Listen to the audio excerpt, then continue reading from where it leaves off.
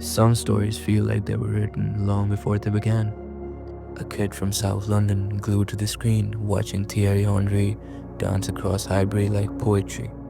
That kid was Eberechi Eze, and now destiny's bringing him home. So to get scouted by Arsenal, supporting them, Thierry Henry was my guy at the time as well. So it was like, this is a perfect match for me.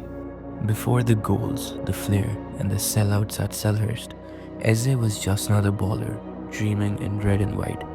From academy heartbreak at Millwall and Arsenal, to the cold realization at 13 that football might never be forever, he never gave up. And now, Arsenal might be calling back. It's a full circle moment. I just want you to know that I'm better than you. That was my aim. For every game, I need to show everyone that I'm the best player on the pitch and no one can do what I can do. Whether that was a good thing growing up, I don't know, man. But it's got me here, so it's helped me. This isn't just a signing. This is soul, a baller who knows what the cannon on his chest would mean. Not just to him, but to every fan who's ever paid for that one player who gets it. Eze brings that silk and chaos Arsenal's been lacking in midfield. You want someone to link Rice to Odegaard? That's Eze. You want someone who can carry the ball from deep, draw 3 players and still find a killer pass? Eze. You want someone to vibe with Saka's cut inside, Gyökeres's hold up, Odegaard's interplay? Eze's got that street IQ. Of course, you're young and you don't truly understand what it means to be a professional football player, but the passion and the drive that it gave me at that time, that's what football's about for sure. When they gave you your first kit as an 8-year-old, did you look at the badge and just be like, nothing can go wrong now, nothing can stop me? I remember the kit they gave us was the red O2 kit, and it was long sleeve as well, so like as a kid you're wearing, this shirt that Henry was wearing.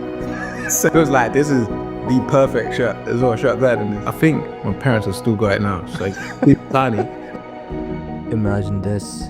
Rice holds, Zubimendi sweeps, Odegaard orchestrates, Eze floats in the half spaces. Saka and Gyökeres, they're gonna eat teams alive. Age 13, Arsenal released you, told you that your defensive work rate wasn't where they need it to be. I believe you cried in your bedroom for an entire week and then cried again a couple of months later when you played against Arsenal for your new club Fulham and you had to shake your old academy manager's hand. I hear these stories and it gives you just a full blow of just how hard football can be. That initial setback at such a precocious age, what was it like, in your own words, the emotional effect that moment had on your young psyche? So obviously a long time ago now, and you sort of done a whole bunch of processing, but I feel like at the time football, that is the biggest thing, the most important thing, and there's nothing else that comes before that. And getting released by Arsenal, obviously first time I've been let go or anything like that, so it was like a bit of a, like, what are we gonna do now? So that was the biggest scare, really. Eze is not just flair. He's been through rejection, setbacks, disrespect, and he's still standing, smiling, calm, and unfazed as ever. Because at that time, that's part of your identity as a kid as well. It's like, I play for Arsenal, I'm the guy who plays for Arsenal, and at my school, he's one who plays for Arsenal, so to then not have that anymore was a huge shaker for sure. This is a player who walks with purpose, but plays like jazz. Controlled chaos. Arsenal's got the system, but now it's time to add the soul.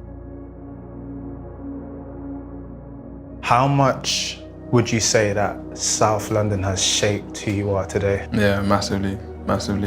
Just growing up in a place that's just so diverse, so many different people from different walks of life, you're just experiencing and exposed to a lot of the world all in one place. So definitely shaped the way I think, the way that I see the world and see life, but also that sort of drive to get out, to achieve something, to make something of yourself.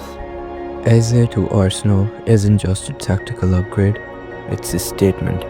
It's poetry. It's a club backing talent that feels like them. London raised, humble, hungry.